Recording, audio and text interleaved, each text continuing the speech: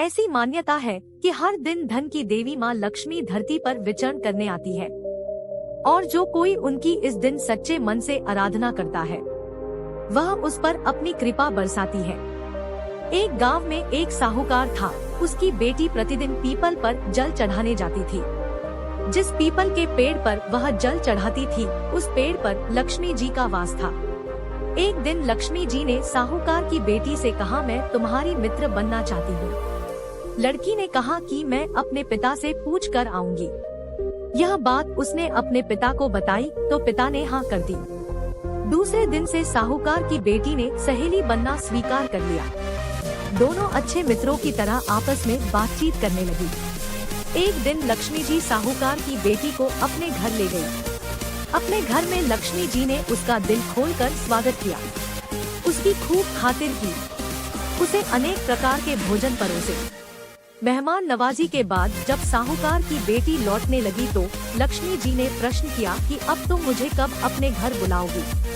साहूकार की बेटी ने लक्ष्मी जी को अपने घर बुला तो लिया, परंतु अपने घर की आर्थिक स्थिति देखकर वह उदास हो गई। उसे डर लग रहा था कि क्या वह लक्ष्मी जी का अच्छे से स्वागत कर पाएगी।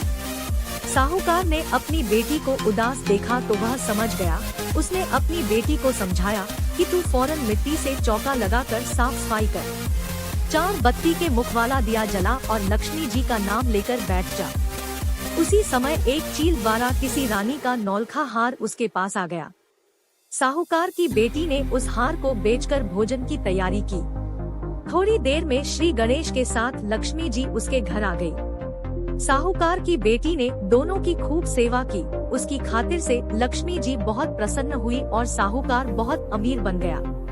एक नगर में एक साहूकार रहता था। उसकी एक लड़की थी। उसने देखा कि लक्ष्मी जी पीपल से निकला करती है। एक दिन लक्ष्मी जी उस साहूकार की लड़की से बोली कि मैं तुझ पर बहुत प्रसन्न हूँ, इसलिए तू मेरी सहेली बन सकती है। लड़की बोली, क्षमा कीजिए, मैं अपने माता पिता से पूछकर बताऊंगी। इसके बाद वह आज्ञा पाकर श्री लक्ष्मी जी की सहेली बन गई। महालक्ष्मी जी उससे बहुत प्रेम करती थी। एक दिन लक्ष्मी जी ने उस लड़की को भोजन का निमंत्रण दिया।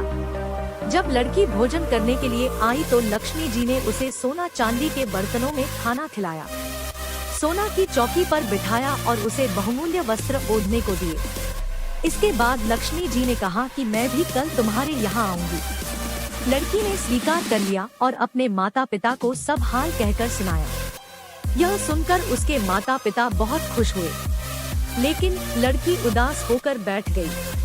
कारण पूछने पर उसने अपने माता पिता को बताया कि लक्ष्मी जी का वैभव बहुत बड़ा है, मैं उन्हें कैसे संतुष्ट कर सकूंगी।